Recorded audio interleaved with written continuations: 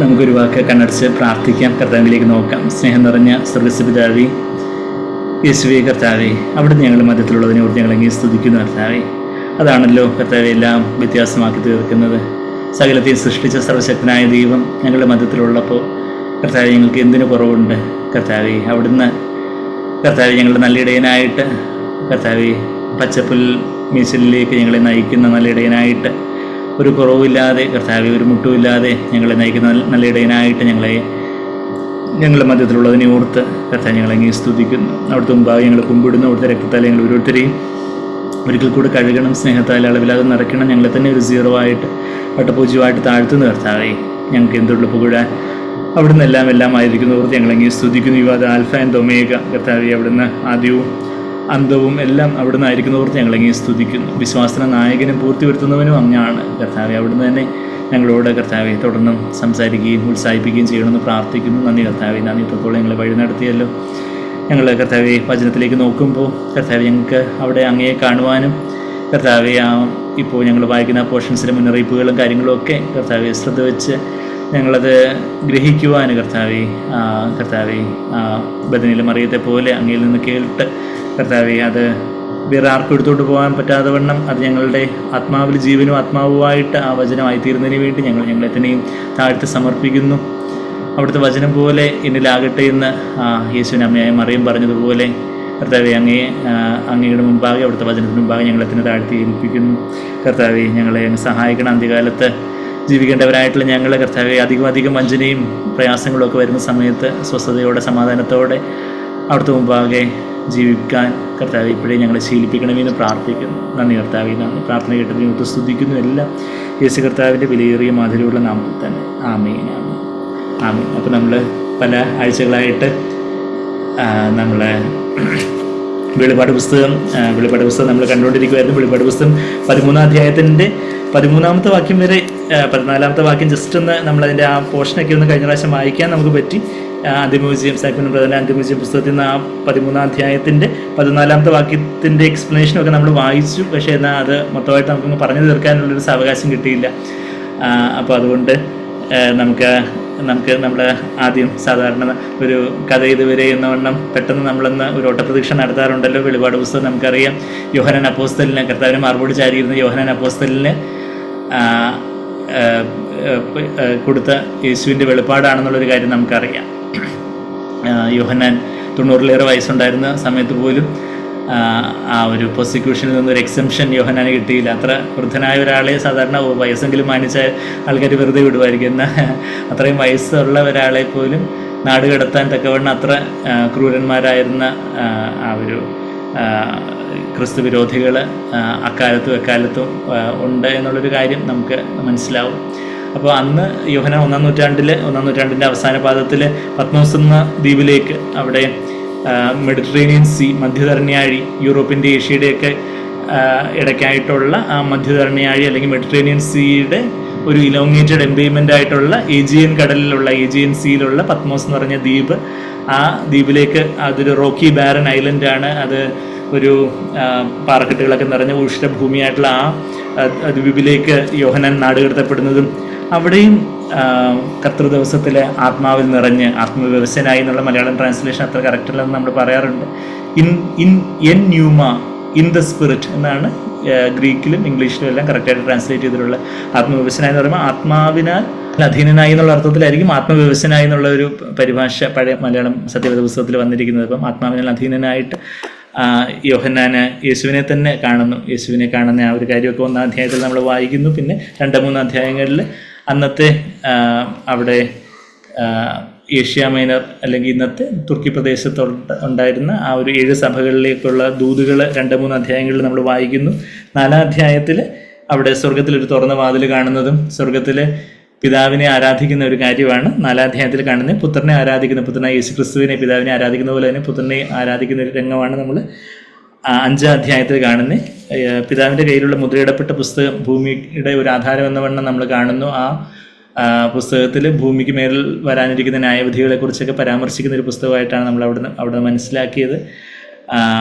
ആ മുദ്രയിടപ്പെട്ട പുസ്തകം അത് മുദ്ര പൊട്ടിക്കുവാൻ ആർക്ക് യോഗ്യതയുണ്ടെന്ന് ചോദിക്കുമ്പോൾ യോഹന്നാൻ തന്നെ അയ്യോ ആരും ഇത് പൊട്ടിക്കാനില്ല എന്ന് പറഞ്ഞ് നിലവിളിക്കുന്നതും, അങ്ങനെ ആ ഒരു സമയത്ത് അറുക്കപ്പെട്ട കുഞ്ഞാടായ കർത്താവ് കടന്നു വരുന്ന ഒരു കാര്യം നമ്മുടെ അവിടെ കാണുന്നുണ്ട്.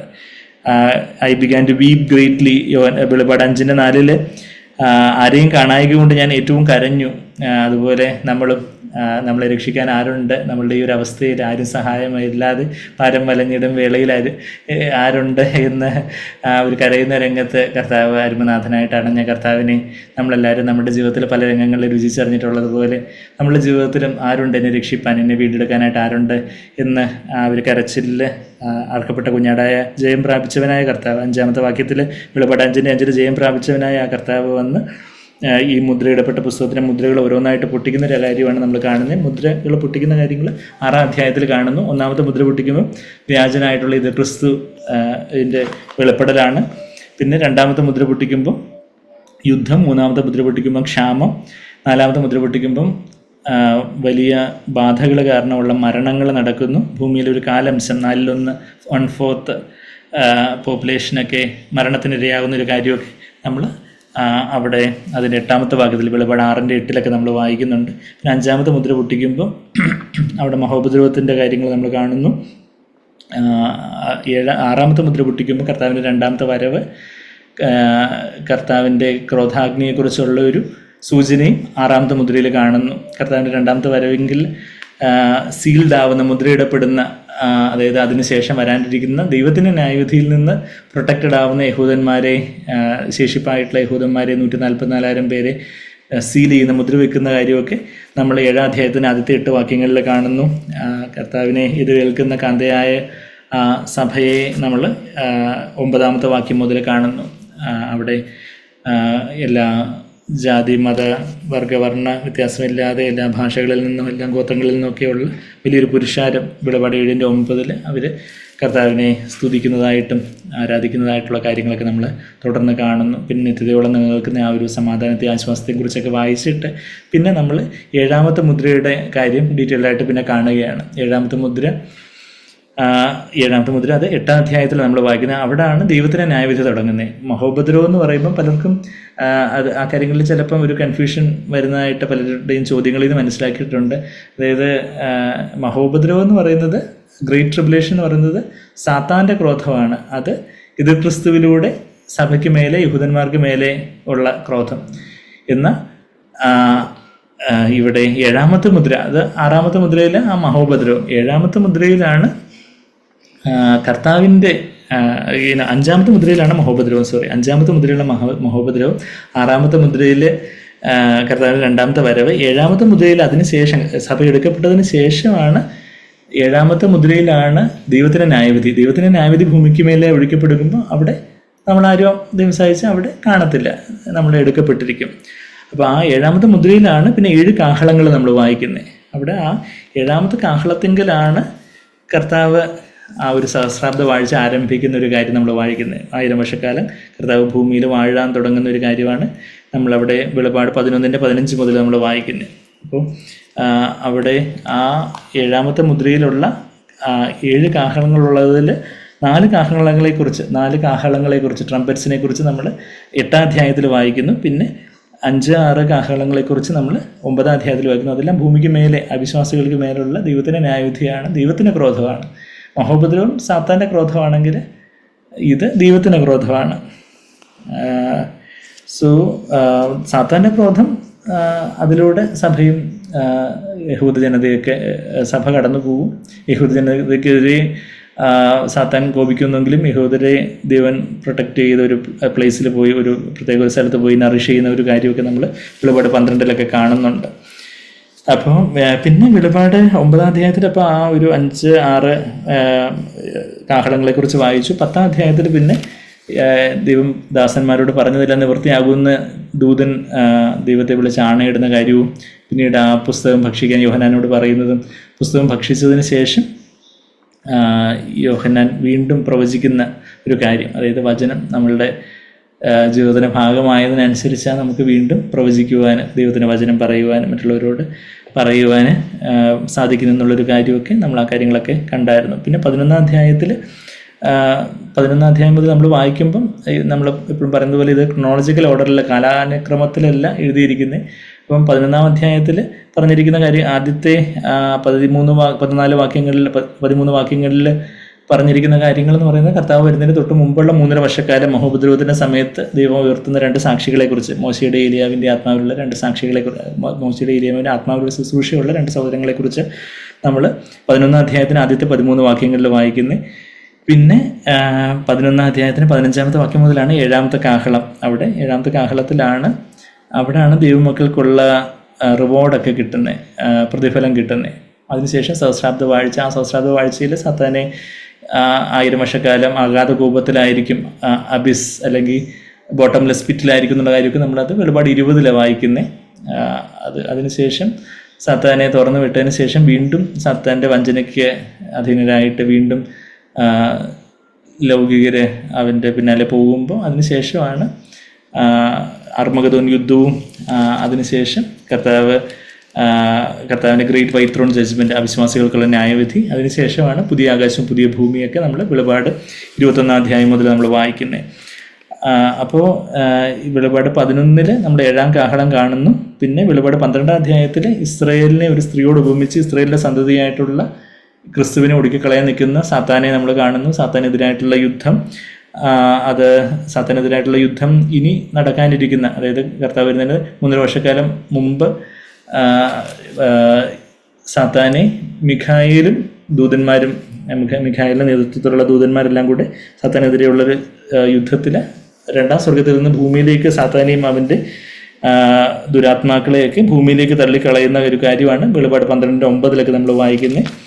അപ്പോൾ അതിനുശേഷം സാത്താന് ഇസ്രായേലിനെതിരെയും, അതായത് യഹൂദന്മാർക്കെതിരെയും, യഹൂദന്മാരെ ഒന്നും ചെയ്യാൻ സാധിക്കുന്നില്ലെന്ന് കണ്ട് സ്ത്രീയുടെ ബാക്കിയുള്ള സന്തതിയിലേക്ക്, അതാണ് നമ്മൾ 17-ാമത്തെ വാക്യം വെളിപാട് 12:17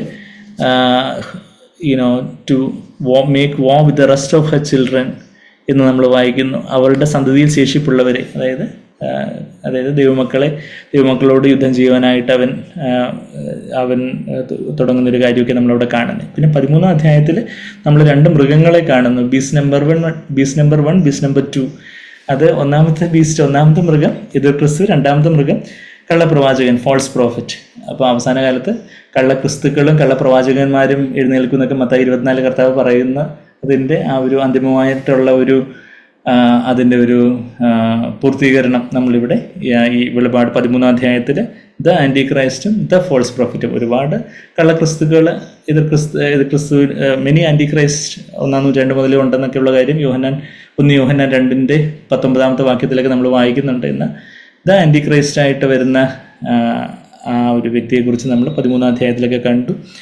അവൻ സമുദ്രത്തിൽ നിന്ന് വരുന്നതായിട്ട് നമ്മൾ കാണുന്നു. സമുദ്രം ജാതികളെ കുറിക്കുന്ന ഒരു കാര്യമാണെന്നൊക്കെ നമ്മൾ വെളിപാട് 17:15 നമ്മൾ കണ്ടായിരുന്നു. അപ്പം അവൻ യഹൂദനല്ലാത്ത ജാതികളിൽ നിന്നുള്ളൊരു മനുഷ്യനായിരിക്കും ഇത് ക്രിസ്തു എന്നുള്ളൊരു സൂചന നമ്മളവിടെ കാണുന്നു. പിന്നെ 11-ാമത്തെ വാക്യം മുതൽ നമ്മൾ ഈ 2-ാമത്തെ മൃഗത്തെക്കുറിച്ച് കാണുന്നു. 2-ാമത്തെ മൃഗം അവന് 2 കൊമ്പാണ് ഉള്ളത്, കുഞ്ഞാടിനെ പോലെ 2 കൊമ്പ്. 1-ാമത്തെ മൃഗത്തിന് 10 കൊമ്പുണ്ട്. അത് അന്നത്തെ ഭൂമിയിലുള്ള 10 രാജാക്കന്മാരെ, 10 രാഷ്ട്രത്തലവന്മാരെ സൂചിപ്പിക്കുന്ന കാര്യമാണെന്നൊക്കെ നമ്മൾ വെളിപാട് 17:12 നമ്മൾ വായിച്ചായിരുന്നു. അപ്പോൾ ഇത് ക്രിസ്തുവിന് 10 കൊമ്പാണെങ്കിൽ കള്ളപ്രവാചകന് 2 കൊമ്പ്. അവൻ കുഞ്ഞാടിനെ പോലെ, അതൊരു മതഭക്തിയുടെ വേഷമുണ്ട് എന്ന്, അവന് സാത്താനെ പോലെയാണ് സംസാരിക്കുന്നത്, മഹാസർപ്പം എന്ന പോലെ സംസാരിച്ചു എന്നൊക്കെ അതിന് 11-ാമത്തെ വാക്യം വെളിപാട് 13:11 വാക്യത്തിലേക്ക് നമ്മൾ കണ്ടു. അതിനുശേഷം പിന്നെ നമ്മൾ 12-ാമത്തെ വാക്യമൊക്കെ 12-13 കഴിഞ്ഞ ആഴ്ച നമ്മൾ വായിച്ചു. അതായത് അതെന്ന് പറയുമ്പോൾ ഈ സെക്കൻഡ് ബീസ്റ്റ് കള്ളപ്രവാചകൻ 1-ാമത്തെ മൃഗത്തിന് മുമ്പാകെ അതിന് അധികാരമെല്ലാം നടത്തി ഭൂമിയെ അതിൽ വസിക്കുന്നവരെയും മരണകരമായ മുറിവ് പുറത്തുപോയ 1-ാം മൃഗത്തെ നമസ്കരിക്കുമാറാക്കുന്നു. അതായത് സാത്താൻ്റെ ഒരു തൃത്വം നമ്മളിവിടെ കാണുന്നതെന്ന് നമ്മൾ അന്തിമോചന പുസ്തകത്തിൽ നമ്മൾ വായിച്ചു. ജസ്റ്റ് ലൈക്ക് ദൈവം ഒരു തൃത്വമായിരിക്കുന്നത് പോലെ ദൈവത്തെ എല്ലാ വിധത്തിലും അനുകരിക്കാൻ ശ്രമിക്കുന്ന സാത്താൻ, ഇപ്പം പിതാവ് പുത്രൻ പരിശുദ്ധാത്മാവ് എന്നവണ്ണം സാത്താൻ്റെ തൃത്വത്തിനകത്ത് സാത്താനുണ്ട്, എതിർ ക്രിസ്തു ഉണ്ട്. പിതാവ് പുത്രൻ പരിശുദ്ധാത്മാവ് എന്ന് പറയുമ്പോൾ സാത്താന് ക്രിസ്തുവിന് പകരം എതിർ ക്രിസ്തു, പിന്നെ പരിശുദ്ധാത്മാവിന് പകരം കള്ളപ്രവാചകൻ, മതഭക്തിയുടെ വേഷം അണിഞ്ഞ ഈ കള്ളപ്രവാചകൻ. പരിശുദ്ധാത്മാവ് യേശുവിനെ ആരാധിക്കാനായിട്ട് നമ്മെ നയിക്കുന്നത് പോലെ, സഭയെ നയിക്കുന്നത് പോലെ എതിർ ക്രിസ്തുവിനെ ആരാധിക്കാനായിട്ട് കള്ളപ്രവാചകൻ ഈ ഭൂവാസികളെ നയിക്കുന്ന ഒരു കാര്യം നമ്മളിപ്പം 12-ാമത്തെ വാക്യത്തിൽ വായിക്കുന്നത്. ഭൂമിയെ അതിൽ വസിക്കുന്നവരെയും ആണ് ഭൂവാസികളെ. അവിടെ വിശുദ്ധന്മാർ അവിടെ ഉണ്ട്. അവരെ ഭൂമിയിൽ നമ്മൾ നോക്കുമ്പോൾ അക്ഷരികമായിട്ട് അവർ ഭൂമിയിൽ ജീവിക്കുന്നവരാ, എന്നാൽ അവരുടെ സ്വർഗീയവാസികളായിട്ടാണ് ദൈവവചനം കാണുന്നത്. അത് നമ്മൾ അതിൻ്റെ 7-ാമത്തെ വാക്യത്തിൽ വിശുദ്ധന്മാരോട് യുദ്ധം ചെയ്ത് അവരെ ജയിക്കുവാനും അതിന് അധികാരം ലഭിച്ചു. അപ്പം വിശുദ്ധന്മാർ അവിടെ ഉണ്ട്, എന്നാൽ അപ്പം വിശുദ്ധന്മാരെ ഭൂമിയിൽ വസിക്കുന്നവരായിട്ട് അവിടെ ദൈവവചനം കുറിക്കുന്നില്ല. അവർ വിശുദ്ധന്മാരുടെ അവരെന്ന് പറയുമ്പം നമ്മളൊക്കെ ആയിരിക്കും അന്ത്യകാലത്ത് ജീവിക്കുന്ന വിശ്വാസികളെ കാര്യങ്ങളൊക്കെ ഏറ്റവും അടുത്തുകൊണ്ട് വരിക്കുന്നത് കൊണ്ട്. അപ്പം നമ്മളെക്കുറിച്ച് ദൈവം ആഗ്രഹിക്കുന്ന ഒരു കാര്യം എന്താ? നമ്മൾ ആത്മാവിൻ്റെ തലത്തിൽ ഓൾറെഡി സ്വർഗീയ സ്ഥലങ്ങളിൽ ഇരുത്തപ്പെട്ടവരാണെന്നുള്ളൊരു കാര്യവും നമ്മൾ എഫേസ്യർ 2:6-7 വാക്യങ്ങളിൽ വായിക്കുന്നത്. നമ്മളുടെ ദേഹത്തിൻ്റെ തലത്തിൽ കർത്താവിനോടുകൂടി ജയിക്കുന്നവരിക്കും, പുനരുത്ഥാന ശരീരത്തോടെ ഇരിക്കും എന്നുള്ളൊരു കാര്യം വെളിപ്പാട് 3:21 ഒരു പ്രോമിസ് നമ്മൾ കാണുന്നു. എന്നാൽ ദേഹിയുടെ തലത്തിൽ പ്രാണൻ, നമ്മുടെ മനസ്സ് ഉയരത്തിൽ സെറ്റ് ചെയ്യുവിൻ, ഉയരത്തിൽ ഉറപ്പിക്കുവിൻ എന്നാണ്. ഉയരത്തിലുള്ളത് ചിന്തിക്കുവിൻ, അല്ലെങ്കിൽ ഉയരത്തിൽ തന്നെ നിങ്ങളുടെ മനസ്സ് ഉറപ്പിക്കുവിൻ, set your mind on things above എന്നാണ് കൊളോസ്യർ 3:2 വാക്യത്തിൽ നമ്മൾ വായിക്കുന്നത്. എന്ന് പറഞ്ഞാൽ നമ്മൾ നമ്മെ തന്നെ സമ്പൂർണ്ണമായിട്ടും ഓരോ സമയത്തും താഴ്ത്തി ഏൽപ്പിക്കുകയാണെങ്കിൽ പരിശുദ്ധാത്മ നമ്മളിൽ വന്ന് നിറഞ്ഞ് നമ്മളുടെ ദേഹിയെയും കൂടെ, നമ്മളുടെ ചിന്തകൾ, നമ്മളുടെ വികാരങ്ങൾ, നമ്മളുടെ തീരുമാനങ്ങളെല്ലാം സ്വർഗീയ സ്ഥാനത്തിൽ നിന്ന് സ്വർഗീയ സ്ഥലത്ത് സെറ്റായിട്ട് ഈ ഭൂമിയിലെ കാര്യങ്ങളെ സ്വർഗീയ വീക്ഷണകോണിൽ കൂടെ കാര്യങ്ങളെ കാണുന്നവരായിട്ട്, അങ്ങനെ സ്വർഗീയവാസികളായിട്ട് നമ്മളായിരിക്കണമെന്ന കർത്താവ് നമ്മളെക്കുറിച്ച് ആഗ്രഹിക്കുന്നത്. അപ്പം ഭൂവാസികളെയൊക്കെ ഈ കള്ളപ്രവാചകൻ എതിർ ക്രിസ്തുവിനെ നമസ്കരിക്കുമാറാക്കുന്നു. അത് കഴിഞ്ഞിട്ട് വലിയ അത്ഭുതം ചെയ്യുന്ന കാര്യമൊക്കെയാണ്. ഈ കള്ളപ്രവാചകനും മോശമൊന്നുമല്ല, എതിർ ക്രിസ്തു അത്ഭുതങ്ങൾ ചെയ്യുന്ന കാര്യമൊക്കെ നമ്മൾ വായിച്ചു. ഇവിടെ കള്ളപ്രവാചകനും എതിർ ക്രിസ്തു ആണെങ്കിൽ മരിച്ചു, ഒരു മരണകരമായൊരു മുറിവ് പുറത്തവനായിട്ട് കാണപ്പെട്ടു എന്നൊക്കെ നമ്മൾ 3-ാമത്തെ വാക്യത്തിൽ വായിച്ച് പറഞ്ഞൊരു ഫേറ്റൽ വൂണ്ട് ഓൾമോസ്റ്റ്, അതായത് മരിച്ചിട്ട് ഉയർത്തെഴുന്നേറ്റു എന്ന വണ്ണം. എന്നുവെച്ചാൽ ശരിക്കും അവനും ഉയർത്തെഴുന്നേറ്റൊന്നുമില്ല, എന്നാൽ മരിച്ചതുപോലെ ആക്കി, എന്നാൽ എല്ലാവരും വഞ്ചിക്കാൻ തക്കവണ്ണം മരിച്ചു, ദൈവം ഉയർത്തെഴുന്നേറ്റു, വലിയ അത്ഭുതം, ദൈവത്തിൻ്റെ വലിയ ശക്തി എന്ന വണ്ണം, ഒരു പ്രകൃത്യാതീതമായ ശക്തി എന്ന വണ്ണം ആൾക്കാരെ വഞ്ചിക്കാനായിട്ടുള്ള ഒരു കാര്യം അതിൻ്റെ 3-ാമത്തെ വാക്യത്തിൽ നമ്മൾ കാണുന്നുണ്ട്. അതായത് വെളിപാട് 13:3 അതിൻ്റെ തലകളിൽ ഒന്ന് മരണകരമായ മുറിവേറ്റതുപോലെ, as if it had been slain and his fatal wound was healed. ഒരു കർത്താവിനെ എല്ലാ വിധത്തിലും അനുകരിക്കാൻ നോക്കുന്ന അവന് കർത്താവിൻ്റെ മരണ പുനരുദ്ധാനങ്ങളെയും കൂടെ അനുകരിക്കാൻ നോക്കുവാണ്. മരിച്ചവനെന്ന പോലെ കാണപ്പെട്ടിട്ട് അവൻ അത് പുറത്തുപോയി, അത് ഹീൽഡായി എന്ന വണ്ണം വന്നു.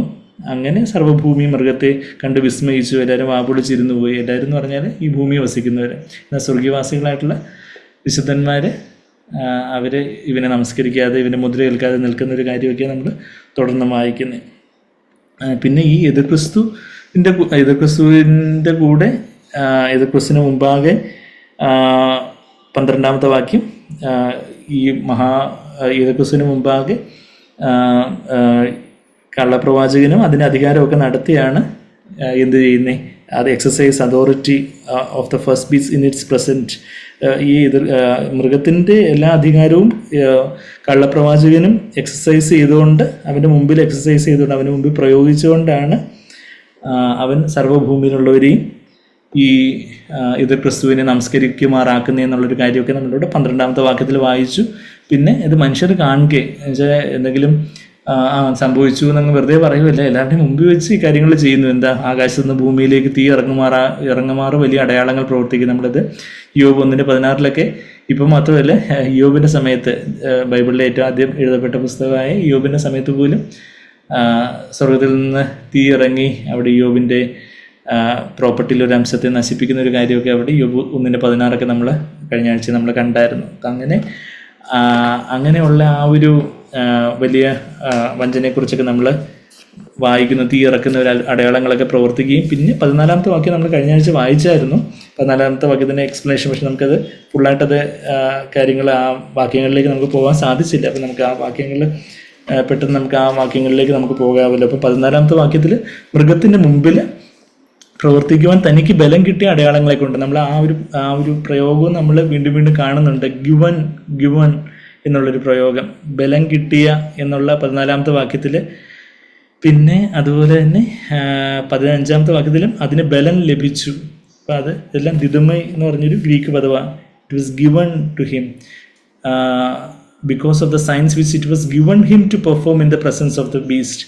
ആൻഡ് ഇറ്റ് വാസ് 15ാമത്തെ വാക്യത്തിൽ and it was given to him to give breath. അപ്പം ഇതെല്ലാം കാണുമ്പോഴും എന്താ നമ്മൾ മനസ്സിലാക്കുന്നത്? ദൈവം അറിയാതെ അനുവദിക്കാതെ ഒന്നും സംഭവിക്കുന്നില്ല. ദൈവം അനുവദിച്ചു. It was given to him. ഒരു സമയത്തേക്കൊരു അധികാരം പിതാവ് തന്നിട്ടല്ലാതെ ഒരു അധികാരവും എൻ്റെ മേൽ നിനക്കില്ല എന്ന് പിലാത്തോസിനെ നോക്കി കർത്താവ് പറഞ്ഞ ഒരു കാര്യമൊക്കെ നമ്മൾ യോഹന്നാൻ 19:11 വാക്യത്തിൽ നമ്മൾ വായിക്കുന്നുണ്ട്. അപ്പോൾ അതുപോലെ നമുക്കെതിരായിട്ടുമൊക്കെ പല കാര്യങ്ങളും സംഭവിക്കുമ്പോഴും ദൈവം അറിയാതെ അനുവദിക്കാതെ ഒന്നും സംഭവിക്കുന്നില്ല എന്നുള്ളൊരു കാര്യം, അത് നമ്മളൊരു ശിശുവിനെ പോലെ ആയിരിക്കുവാണെങ്കിൽ കർത്താവ് ജ്ഞാനികൾക്കും വിവേകൾക്കും മറച്ചു വെച്ച വെളിപ്പാട് ശിശുക്കൾക്ക് നൽകും എന്ന് പറയുമ്പോൾ നമ്മളൊരു ശിശുവിനെ പോലെ എല്ലാ സമയത്തും നമ്മൾ തന്നെ താഴ്ത്തി മുമ്പാകെ ആയിരിക്കുകയാണെങ്കിൽ പരിശുദ്ധാത്മാവ് നമുക്ക് ഒരു അത് വെളിപ്പാടായിട്ട് നമുക്കൊരു അറിവായിട്ട് അറിയാം ദൈവത്തിൻ്റെ പരമാധികാരം.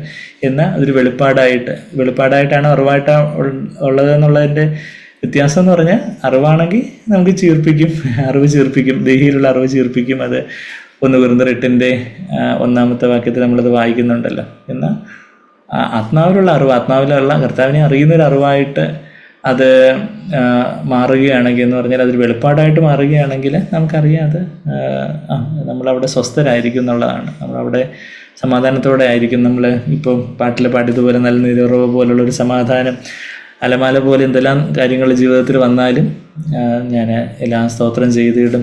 പിശാചിൻ്റെ തന്ത്രങ്ങളൊക്കെ വന്നാലും ചെഞ്ചോര ചുരിഞ്ഞ് എൻ്റെ പ്രാണനാഥൻ എൻ്റെ കൂടെ ഉള്ളതിനാൽ എനിക്ക് ജയമാണ് എന്ന് നമ്മൾ ആ ഒരു സമയത്ത് നമ്മൾ വെളിപ്പാടുള്ളവരാണെങ്കിൽ, നമ്മൾ ശിശുക്കളെ പോലെ അവർ വെളിപ്പാടുള്ളവരായിട്ട് കർത്താവിനെക്കുറിച്ചുള്ള കർത്താവിൻ്റെ തന്നെ വെളിപ്പാടുള്ളവരായിട്ടാണെങ്കിൽ നമുക്ക് ആ സമയത്ത് ഈ കാര്യങ്ങളൊക്കെ ഒരു വലിയ അത് വലിയൊരു ആശ്വാസമായിട്ട് വലിയൊരു ബലമായിട്ടായിത്തീരും.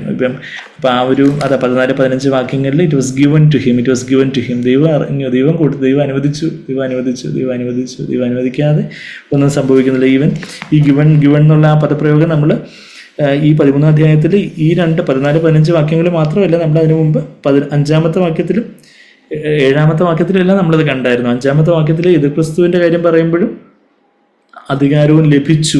there was given to him a mouth speaking. ദൈവം അനുവദിച്ചു. പിന്നെ 7ാമത്തെ വാക്യത്തിൽ it was also given to him to make war with the saints. അങ്ങനെ ഭാഷമേലും ജാതിമേലും അധികാരവും ലഭിച്ചു. അപ്പം യേശുക്രിസ്തുവിൻ്റെ കാര്യത്തിലാണെങ്കിലും കള്ളപ്രവാചൻ്റെ കാര്യത്തിലാണെങ്കിലും 2 തവണ it was given to him. അത് നമുക്ക് വലിയൊരു ആശ്വാസം നൽകുന്ന ഒരു കാര്യമാണ്. ഇപ്പം നമ്മൾ യേശുക്രിസ്തുവിൻ്റെ കാലത്തല്ല ജീവിക്കുന്നെങ്കിൽ പോലും നമ്മുടെ ജീവിതത്തിൽ ചെറുതും വലുതുമായിട്ടുള്ള എന്തെങ്കിലുമൊക്കെ പ്രയാസങ്ങളോ പരീക്ഷകളോ പ്രശ്നങ്ങളോ ഒക്കെ വരുമ്പം കർത്താവ് അറിഞ്ഞു, അനുവദിച്ചു. നമുക്ക് കഴിയുന്ന കൂടുതൽ ദൈവം അനുവദിക്കത്തില്ല. ദൈവം അനുവദിക്കാതെ ഒന്നും സംഭവിക്കുന്നില്ല. ഒരാൾ നമ്മളോട് എന്തെങ്കിലും പെരുമാറണമെങ്കിൽ അല്ലെങ്കിൽ ഒരു പ്രശ്നം നമ്മുടെ ജീവിതത്തിൽ സംഭവിക്കണമെങ്കിൽ ദൈവം അനുവദിച്ചു. അപ്പോൾ അതുകൊണ്ട് കർത്താവിന് അറിയാം. കർത്താവ് അറിയാതെ എൻ്റെ തലയിൽ തലമുടി പോലും കർത്താവ് എണ്ണി വെച്ചിരിക്കുക. എൻ്റെ ടോട്ടൽ നമ്പർ മാത്രമല്ല, കർത്താവ് ഓരോന്നിനും ഒരു നമ്പർ കൊടുത്തിരിക്കുന്നു എന്നുള്ള കാര്യമൊക്കെ നമ്മൾ ലൂക്കോസ് 12:7 നമ്മൾ വായിക്കുന്നുണ്ട്. മത്തായി 10:30 നമ്മൾ വായിക്കുന്നുണ്ട്.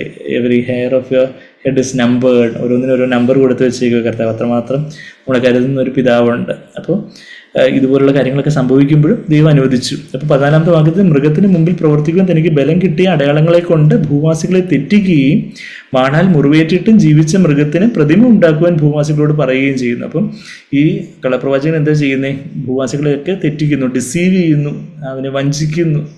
അത് കഴിഞ്ഞിട്ട് വഞ്ചിക്കുന്നത് എന്തുകൊണ്ടാണ്? ഈ യേശുക്രിസ്തുവിൻ്റെ മുമ്പാകെ ഇവൻ പെർഫോം ചെയ്യുന്ന ആ അടയാളങ്ങളൊക്കെ കാണിച്ച് സർവ്വഭൂവാസികളെ ഭൂമിയിലുള്ളവരെ വഞ്ചിക്കുന്നു. അത് കഴിഞ്ഞിട്ട് ഭൂമിയിലുള്ളവരോട് പറയുക, അവൻ തന്നെ പ്രതിമ ഉണ്ടാക്കുകയല്ല, ഭൂമിയിലുള്ളവരോട് പറയുക നിങ്ങളൊരു പ്രതിമയും ഉണ്ടാക്കുക. എന്തുകൊണ്ടെന്നാൽ ഇത് വെറും മോശക്കാരനൊന്നും അല്ല യേശുക്രിസ്തു. യേശുക്രിസ്തു എന്നല്ല അവർ പറയുന്നത്. നമുക്കറിയാതെ യേശുക്രിസ്തുവാണെന്ന്. അവൻ പറഞ്ഞത് മരണത്തിൽ നിന്ന് ജീവനിലേക്ക് വന്ന ഒരാൾ എന്നുള്ള രീതിയിലാണ്. വാളാൽ മുറിവേറ്റിട്ടും ജീവിച്ച മൃഗത്തിൻ്റെ പ്രതിമ. ഇപ്പം നമ്മൾ മരിച്ചുയർത്തെഴുന്നേറ്റവനായ കർത്താവിനെ ആരാധിക്കുവിൻ എന്ന് പരിശുദ്ധാത്മാവ് നമ്മളോട് പറഞ്ഞ് നാം കർത്താവിനെ ആരാധിക്കുന്നത് പോലെ കള്ളപ്രവാചകൻ ഇവിടെ പറയുക, വാളാൽ മരിച്ചിട്ടും വാളാൽ മുറിവേറ്റിട്ടും ജീവിച്ച് ഇരിക്കുന്ന ഈ മൃഗം എത്ര വലിയ ഇത് ക്രിസ്തു, ഇവന് വലിയ പ്രതിമ ഉണ്ടാക്കി ഇവൻ്റെ മുമ്പാകെ എല്ലാവരും മുട്ടുമടക്കിക്കും എന്ന്. ഇതുപോലെ ഒരു കാര്യം നമ്മൾ നെബൂഖദ്നേസറിൻ്റെ സമയത്ത് നെബൂഖദ്നേസർ സ്വന്തം പ്രതിമ ഉണ്ടാക്കിയിട്ട് എല്ലാവരും അതിനെ വന്ദിക്കണമെന്ന് പറയുമ്പോൾ ശദ്രക്, മേശക്, അബേദ്നെഗോ ഒക്കെ അതിനെതിരെ നിന്ന കാര്യമൊക്കെ നമ്മൾ ദാനിയേൽ 3-ാം അധ്യായത്തിൽ വായിക്കുന്നുണ്ടല്ലോ. അപ്പം എന്ന വണ്ണം അതുപോലെയുള്ള ഒരു സംഭവമാണ് ഇവിടെ ഇത് ക്രിസ്തുവും ഉള്ള പ്രവാചകനും കൂടെ ചെയ്തുണ്ടാക്കി വെക്കുന്നത് എന്നുള്ളൊരു കാര്യം നമ്മളിവിടെ കാണുന്നത്.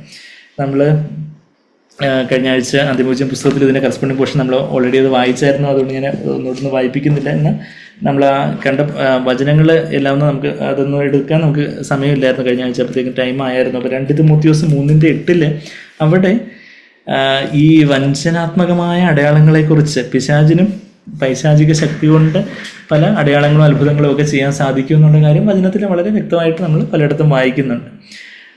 2 തിമോത്തിയോസ് എന്ന് പറയുമ്പോൾ പൗലോസിൻ്റെ അവസാനത്തെ ലേഖനമാവും 2 തിമോത്തിയോസ്. കാരാഗൃഹത്തിൽ അവസാനമായിട്ട് പൗലോസ് തിമോത്തിയോസിനായിട്ട് എഴുതുകയാണ്. 2 തിമോത്തിയോസ് 3-ാം അധ്യായത്തിൻ്റെ 8-ാമത്തെ വാക്യം. അതിൻ്റെ 1-ാമത്തെ വാക്യം തന്നെ അന്ത്യകാലത്ത് ദുർഘട സമയങ്ങൾ വരുമെന്ന് അറിയുക.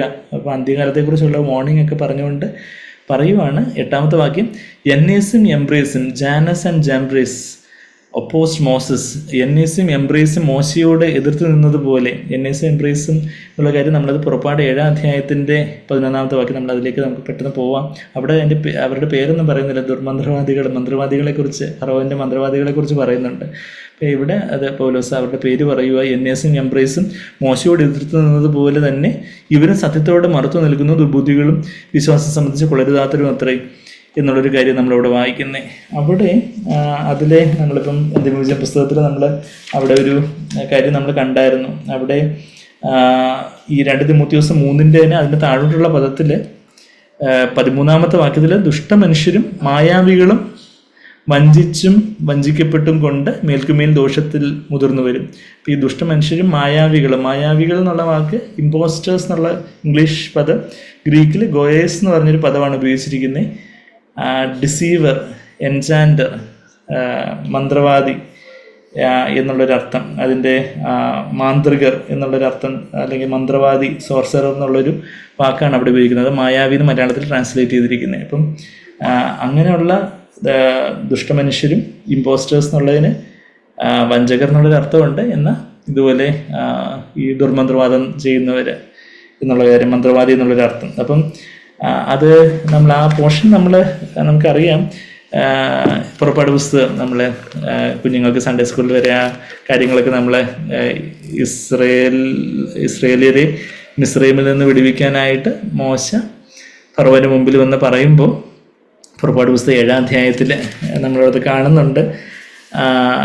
അപ്പം ദൈവം പറയുവാണ്, അഹരോനെയും കൂടെ പോവുക, അഹരോൻ നിൻ്റെ വായായിട്ട് വന്ന് ഫറവോനോട് കാര്യങ്ങളൊക്കെ പറയും.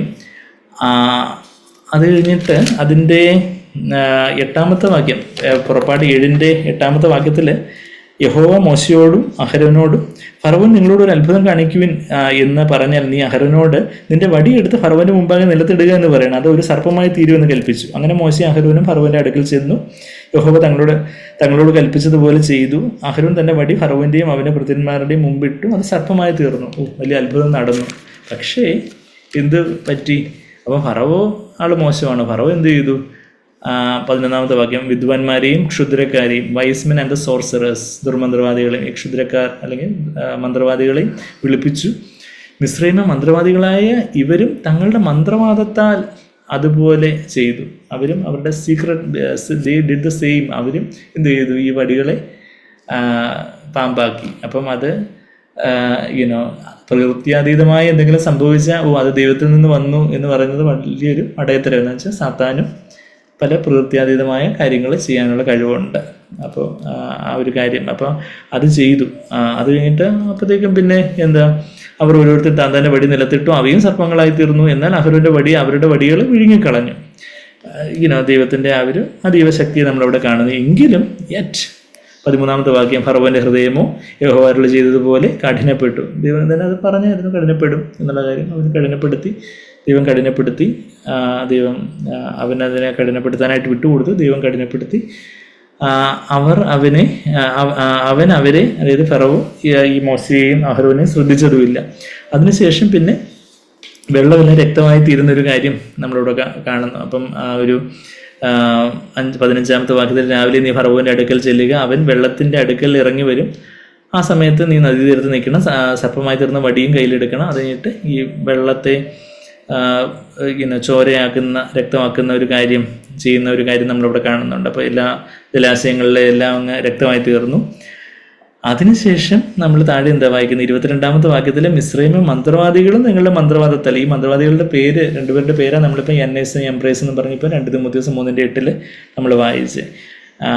അങ്ങനെ മിസ്രൈമും മന്ത്രവാദികളും തങ്ങളുടെ മന്ത്രവാദത്താൽ, മന്ത്രവാദം എന്നുള്ള ആ ഒരു എബ്രായ പദം ഞാൻ നോക്കി, ലാറ്റ് എന്ന് പറഞ്ഞൊരു പദം, സീക്രസി, മിസ്റ്ററി എന്നൊരു പദം അവിടെ ഉപയോഗിച്ചിരിക്കുന്നത്. അവിടെ ഒരു എന്തോ രഹസ്യാത്മകമായ ഒരു ഇലൂമിനാറ്റി എന്നൊക്കെ പറയുന്നത് പോലെ രഹസ്യാത്മകമായ എന്തൊക്കെയോ ചില എനിഗ്മ, ചില ഗൂഢമായ ചില കാര്യങ്ങളുമൊക്കെ നമ്മളെ സാത്താന്യതമായിട്ടുള്ള ചില അവരുടേതായ ചില മിസ്റ്റീരിയസ് ആയിട്ടുള്ള അങ്ങനെയുള്ള ചില രഹസ്യാത്മകമായ കാര്യങ്ങൾ തങ്ങളുടെ മന്ത്രവാദത്താൽ, ഇംഗ്ലീഷിൽ സീക്രട്ട് ആർട്സ് എന്നാണ് എഴുതിയിരിക്കുന്നത്. സീക്രട്ടായിട്ടുള്ളത് അതൊരു വളരെ തന്ത്രപൂർവ്വം അവർ ചെയ്യുന്ന ചില കാര്യങ്ങൾ. അപ്പോൾ മിസ്രൈമും മന്ത്രവാദികളും തങ്ങളുടെ മന്ത്രവാദത്തിൽ. അപ്പോൾ ഇത് അങ്ങ് ഫറവോൻ്റെ സമയത്ത് മാത്രമല്ല, ഇനിയിപ്പം അവസാന കാലത്ത് ക്രിസ്തുവിൻ്റെ സമയത്തും കള്ളപ്രവാചകൻ്റെ സമയത്തും ഒക്കെ ഇതുപോലുള്ള കാര്യങ്ങളൊക്കെ നമ്മൾ കാണും എന്നുള്ളൊരു കാര്യമാണ്. അപ്പം വാവിളിച്ചിരിക്കരുത്. ഇതൊക്കെ ദൈവവചനത്തിൽ ഓൾറെഡി എഴുതിയിരിക്കുന്നു, ഇതൊക്കെ നമ്മൾ എത്ര കണ്ടിരിക്കുന്നു എന്നുള്ള ലാഘവത്തിൽ നമ്മൾ ആ ഒരു ധൈര്യത്തോടെ നമ്മളായിരിക്കണം. അവർ അത്ഭുതം ചെയ്തു, അപ്പോൾ എന്ത് ദൈവത്തിൻ്റെ ശക്തി ഉണ്ടോ എന്ന് നമുക്ക് ഒരു സംശയം പോലും തോന്നരുതാത്തവണ്ണം നമ്മൾ വചനത്തിൽ ഉറച്ചവരായിരിക്കണം. അപ്പം അങ്ങനെ തങ്ങളുടെ മന്ത്രവാദത്തിൽ അതുപോലെ ചെയ്തു. അതാണ് നമ്മളിവിടെ വായിക്കുന്നത് 22-ാമത്തെ പുറപ്പാട് 7:22 വാക്യം. അത് കഴിഞ്ഞിട്ട് എന്ത് ചെയ്തു? എന്നാൽ യഹോവ അരുളി ചെയ്തതുപോലെ ഫറവോന്റെ ഹൃദയം കഠിനപ്പെട്ടു, അവർ അവനെ ശ്രദ്ധിച്ചതുമില്ല. അതിനുശേഷം പിന്നെന്താ? താഴോട്ട് തവളകളുടെ ബാധയെക്കുറിച്ച് നമ്മളവിടെ വായിക്കുന്നു. അപ്പം രക്തത്തിൻ്റെ ബാധ, പിന്നെ തവളകളുടെ ബാധ, അതും എന്ത് ചെയ്തു? അവിടെ 6-ാമത്തെ വാക്യം, അങ്ങനെ അഹരോൻ മിസ്രൈമിലെ വെള്ളത്തിന്മേൽ കൈ നീട്ടി തവള കയറി മിസ്രൈം പ്രദേശം മൂടി. അപ്പം 7-ാമത്തെ വാക്യത്തിൽ എന്താ വായിക്കുന്നേ? മന്ത്രവാദികൾ മോശക്കാരാണോ? മന്ത്രവാദികളും തങ്ങളുടെ മന്ത്രവാദത്തിൽ അതുപോലെ ചെയ്തു, മിസ്രൈം ദേശത്ത് തവള കയറുവാൻ ഇടയാക്കി. അപ്പോൾ ഇതെല്ലാം ഫറവോന് തന്നെ ഹൃദയം കഠിനപ്പെടാൻ ഇടയാക്കി. ഫറവോൻ അത്ര മണ്ടനായിരുന്നു, അവന് ദൈവത്തിൻ്റെ ഒരു ജ്ഞാനവും ഇല്ലായിരുന്നു. അപ്പോൾ അവന് ഈ മന്ത്രവാദമൊക്കെ ചെയ്ത ഞങ്ങളുടെ മന്ത്രവാദികൾ ഇതൊക്കെ ചെയ്യുന്നുണ്ട്, അപ്പം പിന്നെ നിങ്ങളുടെ ദൈവം ഇത്ര ചെയ്യുന്നു എന്ന് പറയുന്നത് എന്താന്നുള്ള രീതിയിൽ അപ്പം തന്നെ കഠിനപ്പെടുത്തുന്നൊരു കാര്യമാണ് നമ്മളവിടെ കാണുന്നത്. അതിനുശേഷം പിന്നെയും ഫറവോ തന്നെ ഹൃദയത്തെ കഠിനമാക്കി എന്നൊക്കെ 15-ാമത്തെ വാക്യത്തിൽ വായിച്ചിട്ട് പിന്നെ നമ്മൾ അടുത്ത 3-ാം ബാധയുടെ കാര്യം വരുമ്പോൾ ഒരു വ്യത്യാസം കാണുന്നുണ്ട്. അതാ ഒരു സമയം വരെ ഫറവോന്റെ മന്ത്രവാദികളും കാര്യങ്ങളൊക്കെ ചെയ്ത് ആൾക്കാരെ കളിപ്പിച്ചുകൊണ്ടിരുന്നു. എന്നാൽ ആത്യന്തികമായിട്ട് ഒരു പരിധിക്കപ്പുറം സാത്താന് ശക്തിയില്ല. സാത്താൻ ഒരു ക്രിയേറ്റഡ് ബീയിങ്, അവനൊരു സൃഷ്ടിയാണ്. സൃഷ്ടാവായ ദൈവത്തിന് മുമ്പാകെ അവന് ദൈവം കൊടുത്ത ഒരു അതീന്ദ്രിയ ശക്തി, അവൻ പ്രധാന ദൂതനായിരുന്ന സമയത്ത് കൊടുത്ത അതീന്ദ്രിയ ശക്തി അവനെ മിസ്യൂസ് ചെയ്തുകൊണ്ടിരിക്കുന്നു എന്നുള്ളതേ ഉള്ളൂ. അപ്പം അതാണ് നമ്മളിവിടെ 16-ാമത്തെ വാക്യം മുതൽ പേനിൻ്റെ ബാധ, നാറ്റ്സിൻ്റെ ബാധ വരുന്നു. അപ്പോഴത്തേക്കും എല്ലായിടവും പേനായിത്തീരുമെന്ന് കൽപ്പിച്ചു 16-ാമത്തെ വാക്യം. അത് കഴിഞ്ഞിട്ട് നിലത്തിലെ പൊടിയെല്ലാം പേനായിത്തീർന്നു 17-ാമത്തെ വാക്യം. കഴിഞ്ഞിട്ട് 18-ാമത്തെ വാക്യത്തിൽ മന്ത്രവാദികളും തങ്ങളുടെ മന്ത്രവാദത്താൽ പേൻ ഉളവാക്കുവാൻ അതുപോലെ ചെയ്തു. പക്ഷെ എന്തു പറ്റി? അവർക്ക് പറ്റിയില്ല, അവർക്ക് കഴിഞ്ഞില്ല. ദേ കുഡ് നോട്ട്, അവർക്ക് കഴിഞ്ഞില്ല താനും. മനുഷ്യരുടെയും മൃഗങ്ങളുടെയും മേൽ പേൻ ഉളവായതുകൊണ്ട് മന്ത്രവാദികൾ അവനോട് ഇത് ദൈവത്തിൻ്റെ വിരലാകുന്നു എന്ന് പറഞ്ഞു. എന്നാൽ യഹോവ അരുളി ചെയ്തതല്ലേ. ഇതിപ്പം മന്ത്രവാദികൾ തന്നെ പറഞ്ഞു ഇത് ദൈവത്തിൻ്റെ വിരലാണ്. എന്നാൽ പോലും ഫറവോ ദൈവം മുമ്പേ പറഞ്ഞതുപോലെ ഫറവോ മൈൻഡ് ചെയ്തില്ല, അവരെ ശ്രദ്ധിച്ചില്ല. ഫറവോൻ്റെ ഹൃദയം കഠിനപ്പെട്ടതായിട്ട് നമ്മളിവിടെ കാണുന്നത്. അപ്പം സാത്താൻ അതീന്ദ്രിയമായ ശക്തി ഉണ്ടോ? ഉണ്ട്. എന്നാൽ ദൈവത്തിൻ്റെ ഇടയിലത്ത് അവർ വരുന്നില്ല. നമ്മളിലുള്ളവൻ ലോകത്തിലുള്ളവനേക്കാട്ടിലും വലിയവനാകുന്നു നമ്മളവിടെ 1 യോഹന്നാൻ 4:4 വായിക്കുന്നു. അപ്പോൾ എന്തെങ്കിലും അത്ഭുതങ്ങൾ നടന്നു, അവിടെ എന്തോ അത്ഭുതം നടന്നു, ഇവിടെ എന്തോ അത്ഭുതം നടന്നു, അത്ഭുതങ്ങളുടെ പിന്നാലെ പോവുകയാണെങ്കിൽ എപ്പം വഞ്ചിക്കപ്പെട്ടു എന്ന് ചോദിച്ചാൽ മതി. അത് ക്രിസ്തീയ കുളത്തിലായാലും ബാക്കി ജാതീയമായ കാര്യങ്ങളിലൊക്കെ എന്തെങ്കിലുമൊക്കെ അത്ഭുതം നടന്നു എന്നുള്ളത് കൊണ്ട് അത് ദൈവത്തിൻ്റെ പ്രവൃത്തിയാകണമെന്നില്ല എന്നുള്ളൊരു കാര്യമൊക്കെ നമ്മൾ വ്യക്തമായിട്ട് വചനത്തിൽ തന്നെ നമ്മൾ കാണുന്നുണ്ട്. അപ്പം ആ ഒരു കാര്യം നമ്മുടെ ഹൃദയത്തിൽ അതായിരിക്കണം. പിന്നെ നമ്മൾ വായിച്ച കാര്യം എന്താ, നമ്മൾ അന്തിമോചന പുസ്തകത്തിൻ്റെ താളുകൾ നിങ്ങളുടെ മുമ്പാകെ ഉണ്ടായിരിക്കും. അതിനകത്ത് നമ്മളിപ്പം വെളിപാട് 13-14 വാക്യത്തിൽ ഒരു പ്രതിമ ഉണ്ടാക്കണം എന്നുള്ളൊരു കാര്യം. ആ പ്രതിമയായിരിക്കണം പിന്നീട് ഇത് ക്രിസ്തുവിനെ യഹൂദന്മാർക്ക് പണിഞ്ഞു കൊടുക്കുന്ന യെരുശലേം ദേവാലയത്തിൽ. ഇപ്പോൾ യെരുശലേം ദേവാലയം പണിയപ്പെട്ടിട്ടില്ല, എന്നാൽ അതിൻ്റെ എല്ലാ ഒരുക്കങ്ങളും പൂർത്തിയായിരിക്കുന്നു എന്നാണ് നമ്മൾ വാർത്തകളിലൊക്കെ വായിക്കുന്നത്. ഇത് ക്രിസ്തു യഹൂദന്മാരോട് ഒരു 7 വർഷക്കാലം ഉള്ള ഒരു ട്രീറ്റി, ഒരു കവനൻ്റ്, ഒരു ഉടമ്പടിയിലേക്ക് പ്രവേശിക്കുന്ന കാര്യമൊക്കെ നമ്മൾ ദാനിയേൽ 9:24 മുതൽ 27 വരെയുള്ള വാക്യങ്ങളൊക്കെ നമ്മൾ വായിച്ചായിരുന്നു. അപ്പോൾ ആ 7 വർഷക്കാലത്തിൻ്റെ ആ ട്രീറ്റിയുടെ ആരംഭത്തിൽ അവൻ യഹൂദന്മാരുമായിട്ടുള്ളൊരു കവനൻ്റാണ്. അപ്പം ആ ഒരു സമയത്തായിരിക്കണം അവൻ ഈ യെരുശലേം ദേവാലയം പണിത് കൊടുക്കുന്നത് യഹൂദന്മാർക്ക്. ഇന്ന് യെരുശലേം ദേവാലയം പണിയാൻ അവിടെ അക്രൈസ്തവരായിട്ടുള്ളവർ, യഹൂദന്മാരല്ലാത്തവരായിട്ടുള്ളവർ, മുസ്ലിം, അറബി ദേശക്കാരായിട്ടുള്ളവർ, പലസ്തീൻകാരായിട്ടുള്ളവരൊന്നും അവിടെ യഹൂദന്മാരുടെ ഒരു ദേവാലയം പണിയാൻ യെരുശലേം ദേവാലയം, അതായത് സോളമൻ ദേവാലയം പണിത മോറിയ മലയിൽ അവിടെ അർണവിൻ്റെ കളപ്രദേശത്ത് നിന്നൊക്കെ നമ്മൾ 2 ദിനവൃത്താന്തം 3:1 പിന്നീട് പിന്നെ മോറിയ മലയിലായിരിക്കും, അർണവിൻ്റെ കളത്തിലായിരിക്കും എന്നുള്ള കാര്യമൊക്കെ നമ്മൾ 2 ദിനവൃത്താന്തം, ഞാൻ ആ പോർഷനിലോട്ടൊന്നും 2 ദിനവൃത്താന്തം 3:1 നമ്മളത് വായിക്കുന്നത്. അപ്പോൾ ആ പോർഷനിൽ തന്നെയാണ് ശലോമോൻ ദേവാലയം പണിതത്. അതിനുശേഷം പിന്നീട് എസ്രാഹേമയുടെ സമയത്തൊക്കെ ദേവാലയം റീബിൽഡ് ആയപ്പോഴും അതേ പൊസിഷനിൽ തന്നെ അവർ ദേവാലയം റീബിൽഡ് ചെയ്തു. എന്നാൽ AD 70 ജനറൽ ടൈറ്റസിൻ്റെ നേതൃത്വത്തിലുള്ള റോമൻ സൈന്യം വന്ന് ആ ദേവാലയത്തെ നാമാവശേഷമാക്കി തീർത്തു, കല്ലിന്മേൽ കല്ല് ശേഷിക്കാതെ ആക്കി തീർത്തു, കർത്താവ് തന്നെ പറഞ്ഞതുപോലെ. അതിനുശേഷം വീണ്ടും ഇതുവരെ അവർക്ക് ആ ദേവാലയം പണിയാൻ സാധിച്ചിട്ടില്ല. അപ്പോൾ ആ ദേവാലയം പണിത് അതിലെ അതിവിശുദ്ധ സ്ഥലത്ത് ഈ പ്രതിമ, ഇപ്പം കള്ളപ്രവാചകൻ പണിയാൻ പറയുന്ന ഈ പ്രതിമ കൊണ്ട് സ്ഥാപിക്കുന്നതായിരിക്കണം.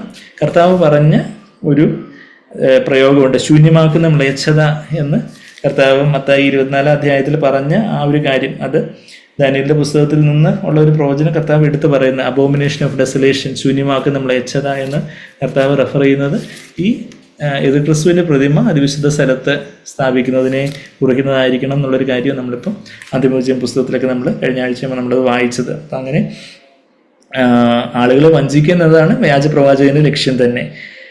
ഭൂവാസികളെ വഞ്ചിച്ച് ഒടുവിൽ മൃഗത്തിൻ്റെ പ്രതിമ, അതായത് ശൂന്യമാക്കുന്ന മ്ലേച്ഛത സ്ഥാപിക്കുന്ന അവൻ ഒരുതരം മാന്ത്രികൻ തന്നെയാണെന്നൊക്കെയുള്ള കാര്യം നമ്മൾ അന്തിമോചന പുസ്തകത്തിൽ നമ്മൾ വായിച്ചു. അത് കഴിഞ്ഞിട്ട് പിന്നീട് നമ്മൾ വായിച്ച് ആ ഒരു പോളിറ്റിക്സ് ആൻഡ് റിലീജിയൻ കൈകോർത്ത് ജനങ്ങളെ വഞ്ചിക്കുന്ന ഒരു കാര്യമാണ്. അത് ഇന്നും നമ്മൾ ഇന്ന് ചുറ്റും നടക്കുന്ന നമ്മൾ കാണുന്നുണ്ട്. മതവും രാഷ്ട്രീയവും കൂടിക്കലർത്തി ആൾക്കാരെ വഞ്ചിക്കുന്ന ഒരു കാര്യം നമ്മളുടെ ദേശത്തൊക്കെ എത്രയോ നമ്മൾ കാണുന്നുണ്ട്.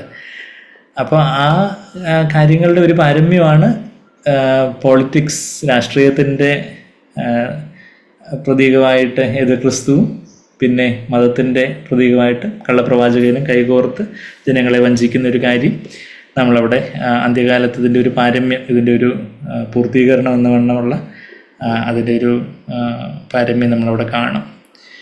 പിന്നെ നമ്മളെ അന്തിമോചന പുസ്തകത്തിൽ വീണ്ടും നമ്മൾ വായിച്ച കാര്യങ്ങൾ 1 യോഹന്നാൻ 4 അധ്യായത്തിൻ്റെ 1-ാമത്തെ വാക്യം.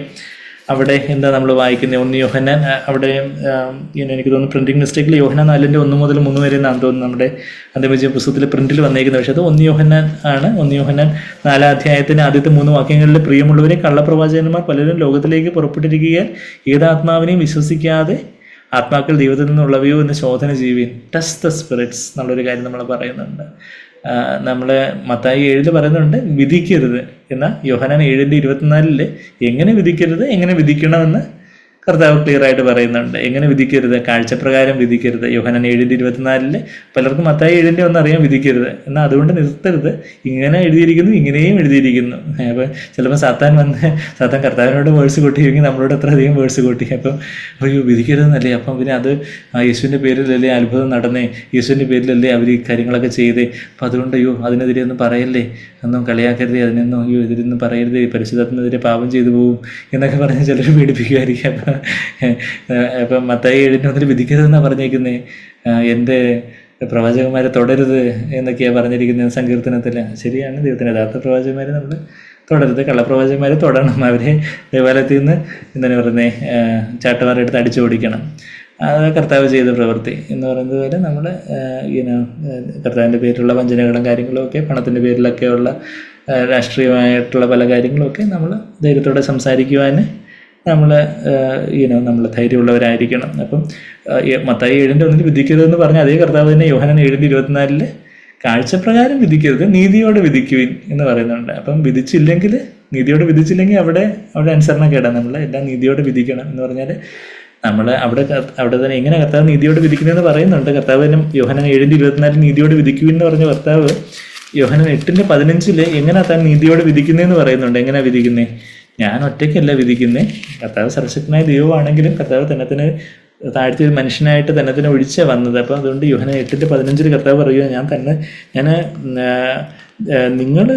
നിങ്ങൾ ജഡപ്രകാരം വിധിക്കുവാണ്.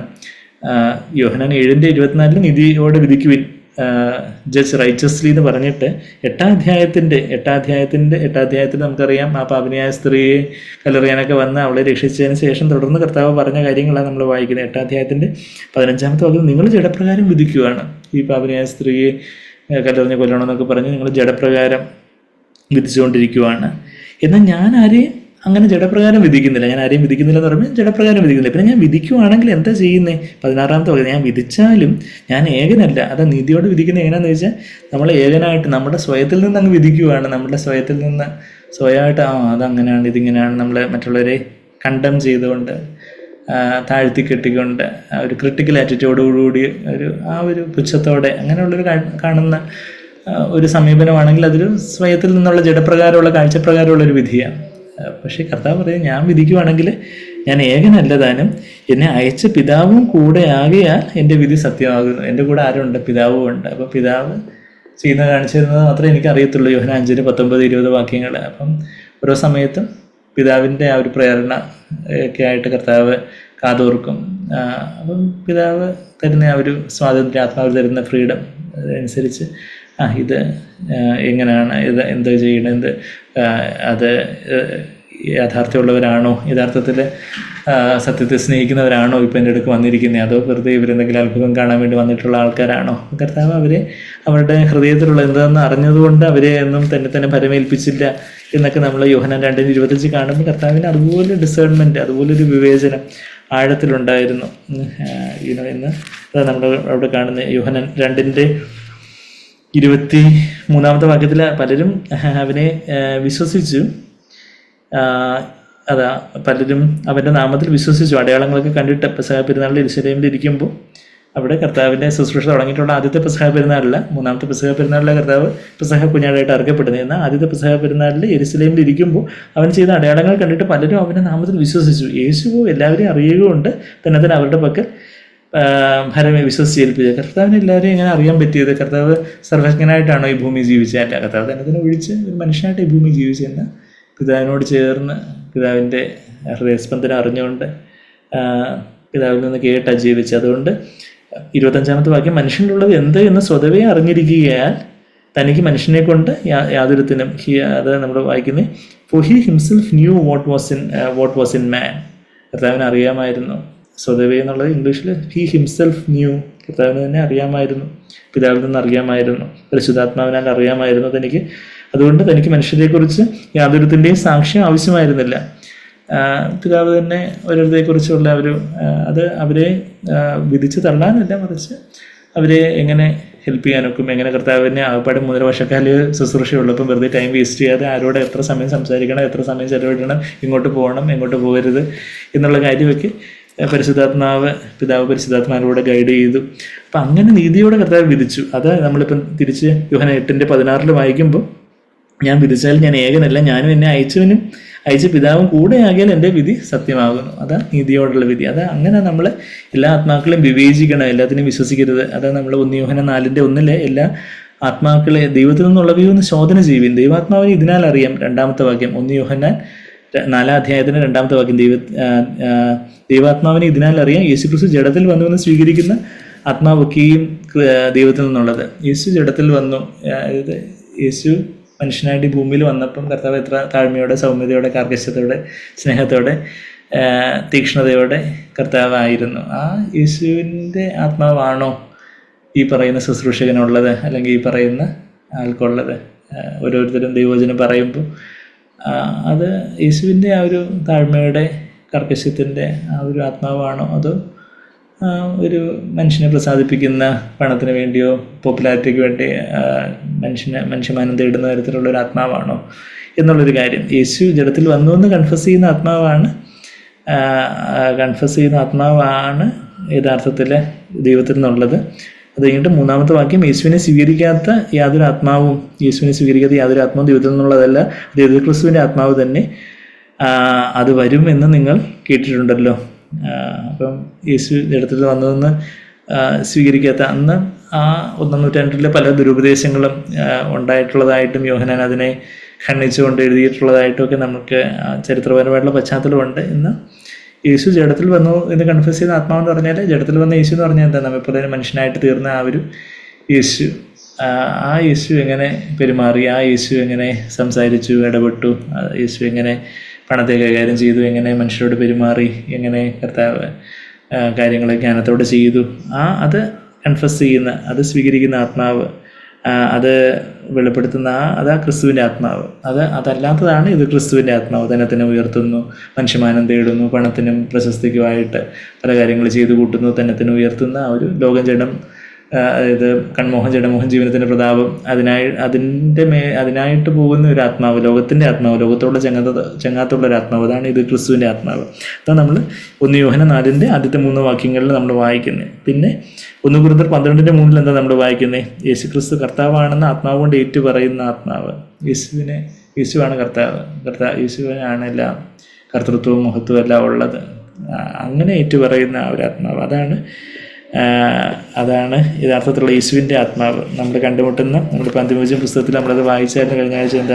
നമ്മൾ കണ്ടുമുട്ടുന്ന പ്രസംഗകരുടെയും നേതാക്കന്മാരുടെ ഈ ആത്മാവിനെ ഉപയോഗിച്ചുകൊണ്ട് മാത്രമേ ഇത് ക്രിസ്തുവിൻ്റെയും വ്യാജപ്രവാചകൻ്റെ ആത്മാവിൽ നിന്ന് നമുക്ക് നമ്മെ തന്നെ രക്ഷിക്കാനൊക്കെ ഉള്ളൂ. ഇന്നും ക്രിസ്തീയ ലോകത്ത് ഉള്ള പല നേതാക്കന്മാരും ഇത് ക്രിസ്തുവിൻ്റെ ആത്മാവിനാൽ സ്വാധീനിക്കപ്പെട്ടവരാണെന്നുള്ള കാര്യം നമുക്ക് നിസ്തർക്കമായിട്ട് പറയാനൊക്കും. അവർ ലോകത്തിൻ്റെതായ വഴിയിൽ മനുഷ്യമാനത്തിനായിട്ട്, പണത്തിനായിട്ട് അങ്ങനെ ഒരു കോംപ്രമൈസിൽ പോകുന്ന തരത്തിലുള്ള പല ക്രിസ്തു എന്ന് പറയുന്ന നേതാക്കന്മാരൊക്കെ ഉണ്ട്. അപ്പോൾ അത് യേശു ജഡത്തിൽ വന്നു, യേശു തന്നെയാണ് കർത്താവ് എന്ന് കൺഫസ് ചെയ്യുന്ന ഒരു ആത്മാവല്ല അത്.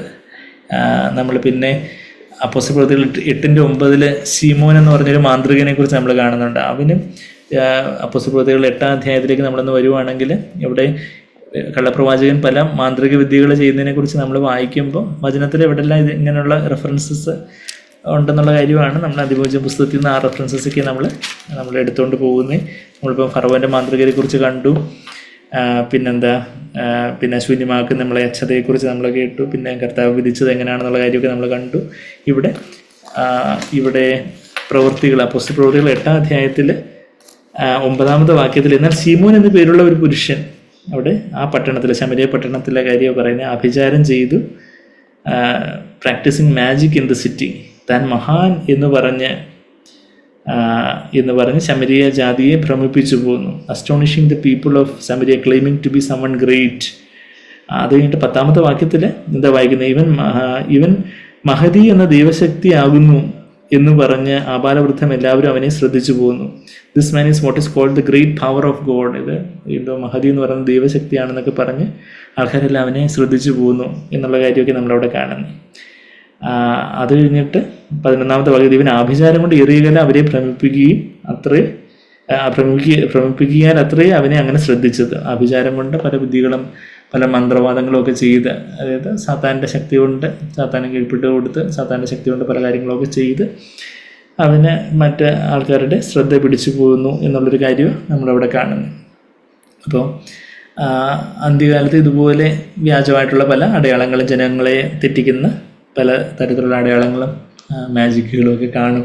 എല്ലാ മാജിക്കുകളും, ചില മാജിക്കുകൾ ഓഫ് കോഴ്സ് ഒരു കൺകെട്ട വിദ്യ മാതിരി അവർ ചെയ്യുന്ന കാര്യങ്ങൾ കാണാം. ചില സ്പീഡിൽ നമ്മളുടെ ശ്രദ്ധ മാറ്റി ചില ട്രിക്കൊക്കെ ഉപയോഗിച്ച് ചെയ്യുന്നത് കാണാം. എന്നാൽ അത്ര നിർദോഷമായിട്ട് പ്രകടമായിട്ട് അങ്ങനെ പ്രശ്നങ്ങളില്ലാത്ത മാജിക്കുകൾ കാണാം. എന്നാൽ ചില മാജിക്കുകൾ ഇതുപോലെയൊക്കെയുള്ള ചില ആ ഒരു ഡാർക്ക് തലത്തിലേക്ക്, ഇരുളിൻ്റെ തലത്തിലേക്ക് പോകുന്ന തരത്തിലുള്ള അഭിചാരത്തിന് സഹായത്തോടു കൂടിയുള്ള ചില മാജിക്കുകളും വിദ്യകളും മന്ത്രവാദങ്ങളും ആളുദൈവങ്ങളും ഒക്കെ കാണാം. അപ്പം അങ്ങനെ സാത്താനിൽ നിന്നുള്ള പ്രകൃത്യാതീതമായ ദുഷ്ടശക്തി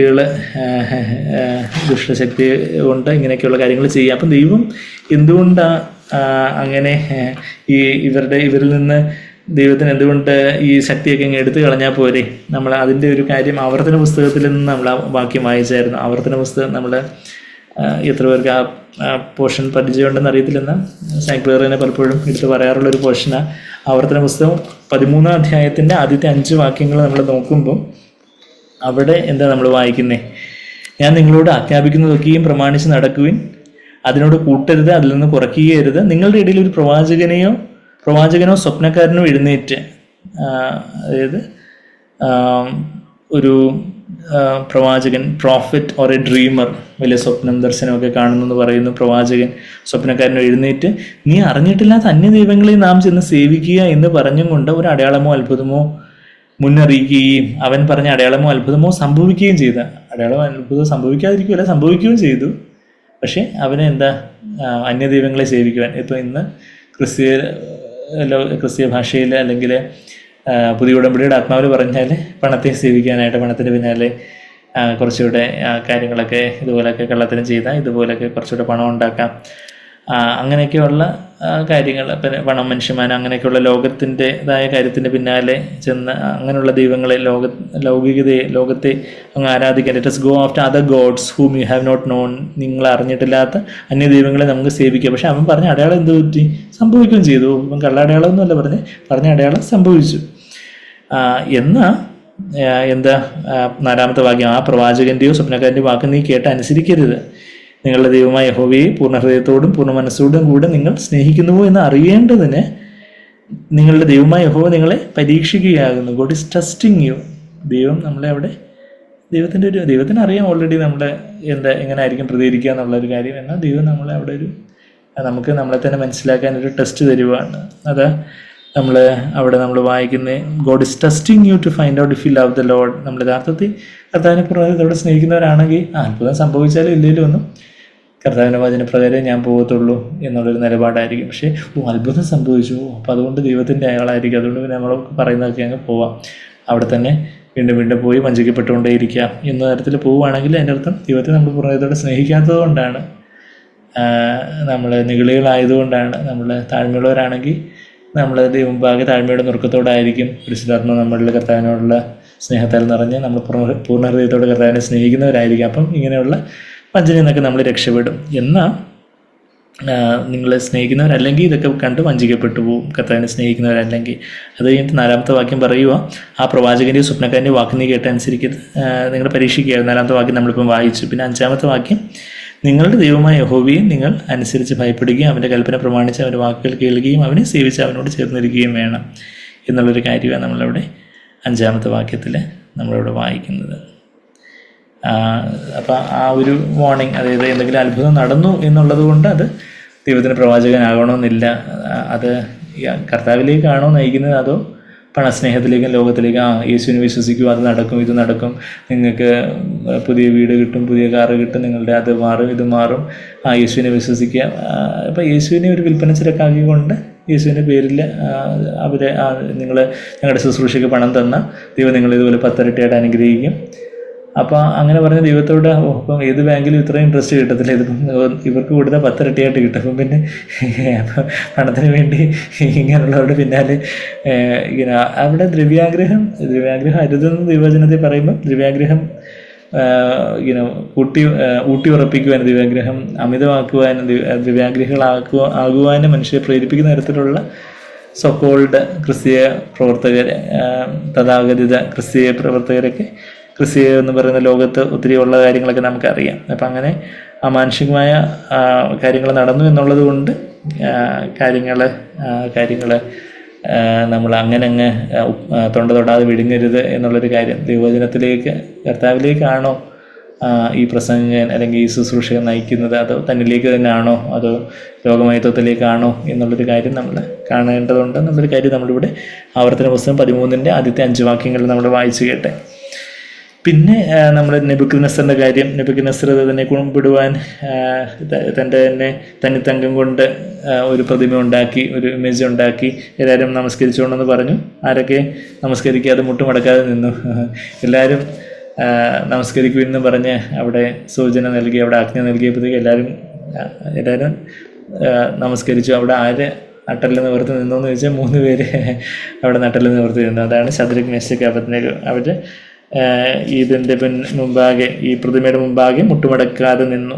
നമ്മളും ഈ ശദ്രക് മേശക്ക് അബേദ്നേഗോയെ പോലെ ഒരു ശേഷിപ്പ് എന്ന വണ്ണം വിശുദ്ധന്മാരായിട്ട് സഭയായിട്ട് ഒരു ശേഷിപ്പ് അന്ത്യകാലത്ത് കാണും. അവിടെ നമ്മളും കർത്താവിൻ്റെ മുമ്പാകെ നമ്മൾ നിവർന്ന് നിൽക്കണം. യാതൊരു പ്രതിമയുടെ മുമ്പാകെയും മുട്ടുമടക്കി പോകാതെ നമ്മൾ നിവർന്ന് നിൽക്കണം എന്നുള്ളൊരു കാര്യവും നമ്മളിവിടെ കാണുന്നത്. പിന്നെ 15-ാമത്തെ വാക്യമാണ് ഇനി അടുത്തതുള്ളത്. 15-ാമത്തെ വാക്യം നമുക്കത്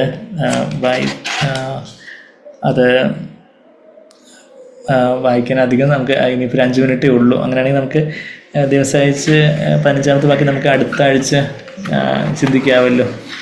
നമുക്ക് ഇപ്പോൾ തന്നെ കാര്യങ്ങൾ നമ്മൾ ഒത്തിരി വ്യാജ അത്ഭുതങ്ങളെക്കുറിച്ചുള്ള ഒരു വാർണിംഗാണ് നമ്മൾ ഇന്ന് കേട്ടുകൊണ്ടിരുന്നത്.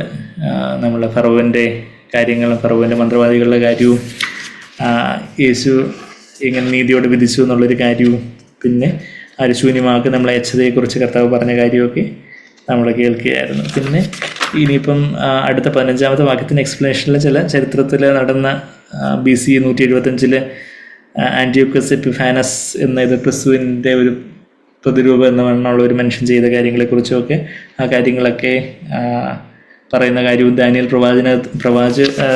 പ്രവചനത്തിൽ ഈ ഒരു ശൂന്യമാക്കി നമ്മൾ അയച്ചത് അബോമിനേഷൻ ഓഫ് ഡെസലേഷനെ കുറിച്ചൊക്കെ പറയുന്ന ആ പോർഷനൊക്കെ നമ്മൾ ഡീറ്റെയിൽ ആയിട്ട് കാണുന്ന ഒരു കാര്യമാണ് നമ്മൾ അടുത്ത വാക്യത്തിൽ. അപ്പോൾ അതിനുള്ള ഒരു സമയം നമുക്കില്ലാത്തതുകൊണ്ട് നമുക്ക് പ്രാർത്ഥിച്ച് ഇപ്പം കൺക്ലൂഡ് ചെയ്യാം. ഓഫ്കോഴ്സ് പുസ്തകമുള്ളവർ ആ പോർഷനൊക്കെ ഒന്നുകൂടെയൊക്കെ ഒന്ന് വായിക്കുകയൊക്കെ ചെയ്യുമ്പോൾ കാര്യങ്ങൾ കുറച്ചുകൂടെ മനസ്സിലാകുമ്പോൾ നമ്മൾ അടുത്ത ആഴ്ച ഒരുമിച്ചത് ഡിസ്കസ് ചെയ്യും. കാര്യങ്ങൾ നമുക്ക് കൂടുതൽ വ്യക്തമാവാൻ സഹായിക്കുമല്ലോ. നമുക്ക് കർത്താവിനെ നോക്കാം, നമുക്ക് പ്രാർത്ഥിക്കാം. സ്നേഹം നിറഞ്ഞ പിതാവേ യേശുവേ, നന്ദി കർത്താവേ, നന്ദി. എത്രത്തോളം ഞങ്ങളെ നടത്തിയല്ലോ കർത്താവേ. എന്തെല്ലാം വഞ്ചനകളിൽ നിന്ന് രക്ഷിച്ച് അവിടുന്ന് കർത്താവെ അങ്ങേ അറിയാനിടയാക്കി. എന്നാൽ കർത്താവെ ഇനിയും വലിയ വഞ്ചനയുടെ കാലം വരുന്നുവെന്ന് ഞങ്ങൾ അവിടുത്തെ വചനത്തിൽ വായിക്കുന്നു. കർത്താവെ അനേകരുടെ സ്നേഹം തണുത്തു പോകുന്ന ഒരു കാലം വരുന്ന ഒരു കാര്യം അവിടുന്ന് തന്നെ പറഞ്ഞുവല്ലോ കർത്താവെ. Love of many will grow cold എന്ന് പറയുമ്പോൾ കർത്താവെ എനിക്കത് സംഭവിക്കത്തില്ലെന്ന് കർത്താവെ ഒരു നിഗളത്തോടെ പറയുവാൻ ഞങ്ങൾക്ക് ആർക്കും ഇടവരുതെന്ന് ഞങ്ങൾ പ്രാർത്ഥിക്കുന്നു. ഞങ്ങളും കർത്താവെ ഏറ്റവും ബലഹീനരാണ് കർത്താവെ. അങ്ങ് താങ്ങിയില്ലെങ്കിൽ, അങ്ങ് താങ്ങി നിർത്തിയില്ലെങ്കിൽ ഞങ്ങൾ ആരും വീണുപോകും. നിൽക്കുന്നുവെന്ന് തോന്നുന്നവൻ വീഴാതിരിപ്പാൻ സൂക്ഷിക്കട്ടെ എന്ന് അവിടുത്തെ വചനം പറയുന്നത് പോലെ കർത്താവെ അവിടുന്ന് കർത്താവെ കൃപ തന്നില്ലെങ്കിൽ കർത്താവെ അവിടുന്ന് ഞങ്ങൾക്ക് ആ സമയത്ത് കർത്താവെ ആ ഒരു ശക്തിയും ബലവും ജ്ഞാനവും വെളിപ്പാടും ഒക്കെ തന്നില്ലെങ്കിൽ ഞങ്ങളും വീണു പോകാം. വ്രതന്മാരെ പോലും തെറ്റിക്കുവാനായിട്ട് ഉള്ള അത്ഭുതങ്ങളും അടയാളങ്ങളെക്കുറിച്ചൊക്കെ ഞങ്ങൾ കർത്താവെ മത്തായി 24 അങ്ങനെ പറഞ്ഞിട്ടുണ്ടല്ലോ. കർത്താവെ അവിടുന്ന് ഞങ്ങളെ സംരക്ഷിക്കണം, പ്രൊട്ടക്റ്റ് ചെയ്യണം ഞങ്ങൾ പ്രാർത്ഥിക്കുന്നു. ഇന്ന് തന്നെ കർത്താവെ ക്രിസ്തീയ ലോകത്ത് തന്നെ ഉള്ള പല വഞ്ചനകളെയൊക്കെ തിരിച്ചറിയുവാനും അതെ ഞങ്ങളുടെ ജീവിതത്തിൽ തന്നെ പാപത്തിൻ്റെ വഞ്ചന തിരിച്ചറിയുവാനും ജഡമോഹങ്ങളുടെ വഞ്ചന തിരിച്ചറിയുവാനും പണസ്നേഹത്തിൻ്റെ വഞ്ചന തിരിച്ചറിയുവാനും ഒക്കെ ഞങ്ങളുടെ അകക്കണ്ണുകളെ തുറക്കണമെന്ന് ഞങ്ങൾ പ്രാർത്ഥിക്കുന്നു. കർത്താവെ എല്ലാ ആത്മാവിനെയും വിവേചിച്ചറിയാൻ തക്കവണ്ണം യേശുവിൽ നിന്നുള്ളതാണോ, ആത്മാവിൽ നിന്നുള്ളതാണോ, ദേഹിയിൽ നിന്നുള്ളതാണോ, സ്വയത്തിൽ നിന്നുള്ളതാണോ എന്നുള്ള കാര്യങ്ങളൊക്കെ കർത്താവെ അത് വിവേചിച്ചറിയുവാൻ കർത്താവെ ആ വിവേചന വരെ ഞങ്ങൾക്ക് അധികമായിട്ട് ഓരോരുത്തർക്കും തരണമെന്ന് പ്രാർത്ഥിക്കുന്നു. അങ്ങ് കർത്താവെ ഞങ്ങളെ സഹായിച്ചാലല്ലാതെ ഞങ്ങൾക്ക് സാധിക്കത്തില്ലല്ലോ കർത്താവെ. അങ്ങ് യേശു കർത്താവെ അങ്ങ് തന്നെ ഭൂമിയിൽ ആയിരുന്നപ്പോൾ തന്നെ സ്വയമായിട്ടൊന്നും വിധിക്കാതെ പിതാവിനോട് കൂടെ ചേർന്ന് വിധിച്ച ആ യേശുവിൻ്റെ മാതൃക അവിടുത്തെ വചനത്തിലുള്ളതിനോട് ഞങ്ങളങ്ങനെ സ്തുതിക്കുന്നു. അവിടുത്തെ ആ കാൽപാദങ്ങളിലെ പദമൂന്നി നടപ്പാൻ ഞങ്ങളെ സഹായിക്കണം. ഞങ്ങൾക്ക് സ്വയമായിട്ട് വിധിച്ച് ഞങ്ങൾ കാഴ്ചപ്രകാരം ജഡപ്രകാരം വിധിച്ച് അത് കർത്താവെ അത് അനുസരണക്കേടായി പോകുമല്ലോ, ഞങ്ങൾ തന്നെ അത് കർത്താവെ കൃപ നഷ്ടപ്പെട്ടു പോകുമല്ലോ. എന്നാൽ ഞങ്ങൾ അങ്ങയോട് ചേർന്ന് വിധിപ്പാൻ, അങ്ങയോട് ചേർന്ന് അങ്ങനെ നീതിയോടെ വിധിക്കാൻ, അതുപോലെ വിവേചിക്കുവാൻ ഞങ്ങളുടെ സ്നേഹം കർത്താവെ എല്ലാ വിവേചനത്തിലും വളർന്നു വരണമെന്ന് കർത്താവെ ഫിലിപ്പിയർ 1:9 ഞങ്ങൾ വായിക്കുന്ന പോലെ ആ വിവേചനത്തോടെ സ്നേഹത്തിൽ വളർന്നു വരുവാൻ ഞങ്ങളെങ്ങനെ സഹായിക്കണം കർത്താവെ. അവിടുത്തെ ആത്മാവിനാൽ, ജ്ഞാനത്തിൻ്റെ ആത്മാവാകുന്ന പരിശുദ്ധാത്മാവിനാൽ ഞങ്ങളെ നിറയ്ക്കണമെന്ന് പ്രാർത്ഥിക്കുന്നു. വിവേചനത്തിൻ്റെയും ജ്ഞാനത്തിൻ്റെയും പരിജ്ഞാനത്തിൻ്റെയും വിവേകത്തിൻ്റെയും ബലത്തിൻ്റെയും ആലോചനയുടെയും യഹോഭയത്തിൻ്റെയും ഭക്തിയുടെ ആത്മാവാകുന്ന യഹോവയുടെ ആത്മാവാകുന്ന പരിശുദ്ധാത്മാവിനാൽ ഞങ്ങൾ ഓരോരുത്തരും നിറച്ചാട്ടെ. ഞങ്ങളെ തന്നെ ഒരു കൊച്ചു കുഞ്ഞിനെ പോലെ അവിടുത്തെ മുമ്പാകെ എപ്പോഴും കാത്തു സൂക്ഷിപ്പാൻ തക്കവണ്ണം എപ്പോഴും അവിടുത്തെ മുമ്പാകെ ഒരു 0 ആയിട്ട് വട്ടപൂജ്യമായിട്ട് ഒരു ശിശുവായിട്ട് താഴ്മയോടെ കർത്താവെ കൊമ്പ് മുന്തിരികളിൽ വസിക്കുന്നത് പോലെയുള്ള ആ ഒരു ബലഹീനമായിട്ടുള്ള ആ ഒരു നിസ്സഹായ അവസ്ഥയിലുള്ള ഒരു ആശ്രയത്തോടു കൂടി അങ്ങയിലായിരിക്കാൻ ഞങ്ങൾ ഓരോരുത്തരെയും സഹായിച്ചാട്ടെ. അവിടുന്ന് തന്നെ കർത്താവെ തക്ക സമയത്ത് ഞങ്ങൾക്ക് വേണ്ടുന്ന വെളിപ്പാടുകളും വിവേചനങ്ങളും ഒക്കെ തരുമെന്ന് ഞങ്ങൾ വിശ്വസിക്കുന്നു. ഞങ്ങൾ വഞ്ചിക്കപ്പെട്ടു പോകാൻ അവിടുന്ന് അനുവദിക്കത്തില്ലെന്ന് ഞങ്ങൾ വിശ്വസിക്കുന്നു. കർത്താവെ ഞങ്ങളെ സഹായിക്കണമെന്ന് പ്രാർത്ഥിക്കുന്നു. നന്ദി കർത്താവെ, നന്ദി. ഇത്രത്തോളം ഞങ്ങൾ വഴി നടത്തിയല്ലോ. പ്രിയ സഹോദരങ്ങൾക്കായിട്ടെല്ലാം സ്തോത്രം ചെയ്യുന്നു. ഞങ്ങൾ ഓരോരുത്തരെയും ഞങ്ങളുടെ പ്രായോഗിക ജീവിതത്തിൽ ഞങ്ങളെ സഹായിച്ചാട്ടെ. നന്ദി കർത്താവെ, നന്ദി. പ്രാർത്ഥന കേട്ടതിനെ ഓർത്ത് സ്തുതിക്കുന്നു. എല്ലാം യേശു കർത്താവിൻ്റെ വിലയേറിയ മധുരമുള്ള നാമത്തിൽ തന്നെ. ആമേൻ.